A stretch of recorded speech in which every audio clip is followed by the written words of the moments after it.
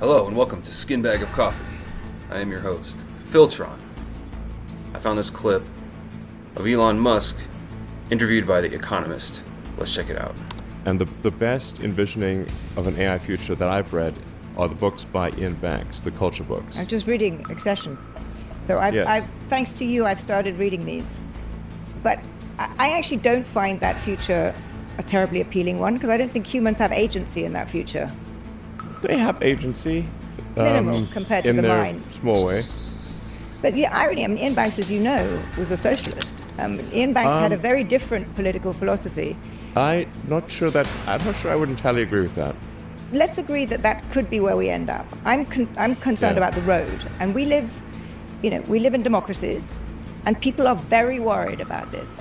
So I guess two questions. Firstly, do you have to have massive redistribution from people like you to the people who are losing their jobs? Do you need to pay more tax? Do you have much higher taxes on capital so that you fund some kind of universal income? Otherwise, what do people live off?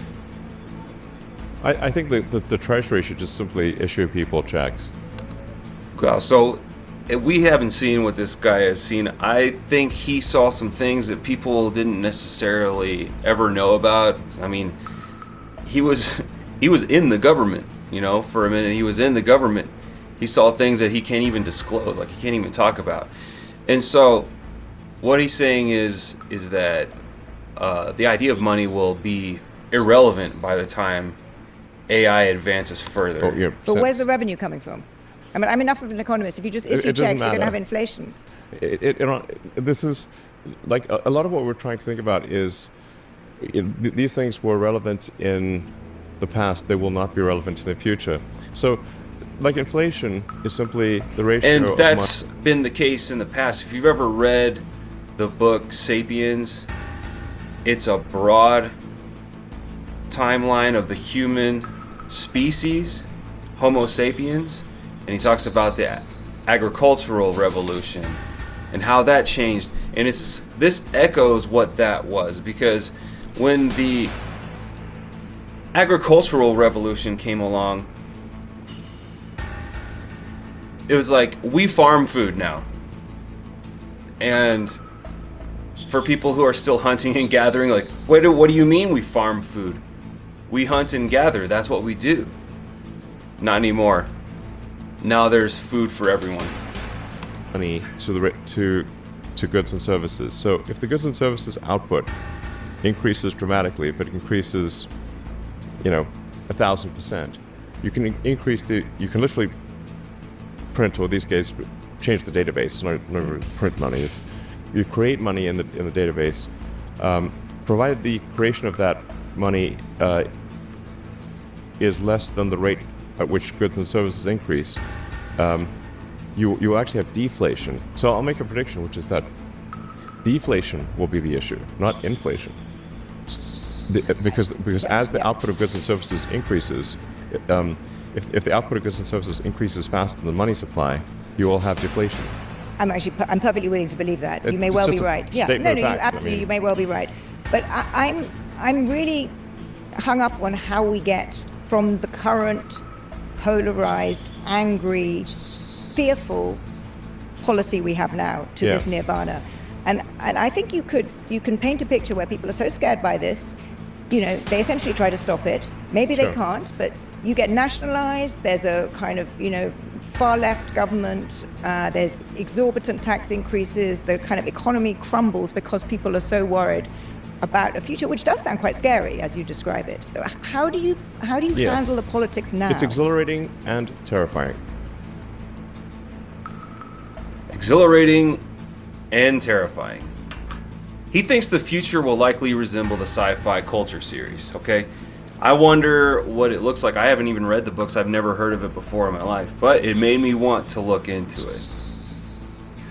Notice as soon as Musk brings up the culture series by Iain Banks, is that the name?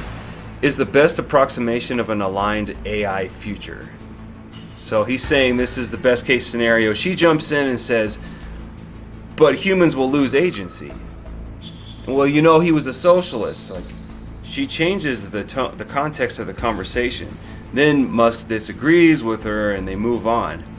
It made me want to check out this Culture series because they don't go into it even a little. There have been sci-fi stories that have predicted the future. Metal Gear Solid is one of them. Whether the book Cultures is right or not, I believe that Musk is saying we need to look toward an AI future that's aligned with the best interest of humans. AI was created by humans. It's an extension of human nature. She's referring to agency like it's something that can just be removed. I don't think that's how it works. She's shifted the topic from optimism to crushing political ideology, and we never got to talk about the potential benefits. The conversation was shut down.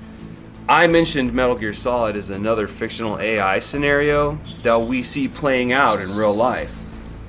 In that story, a gene of a soldier evolves into a meme and then gets played out in the world. In Metal Gear Solid 2's case, it wasn't beneficial to the protagonist. But that doesn't mean that's the only possible outcome. Hearing about the Culture series made me curious what a more positive outcome could look like. Whether AI is used to control people or to drastically improve day-to-day well-being is still a tool used to achieve a human end. Humans love, humans hate. It's on the user to ask, is what I'm using AI for coming from a place of love or hate? Selfishness or service? Guard your heart, for everything flows from it. I hope you're doing well. Remember that you are loved, and I'll talk to you later.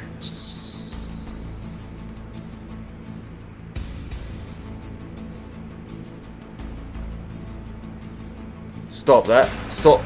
Stop that. Stop.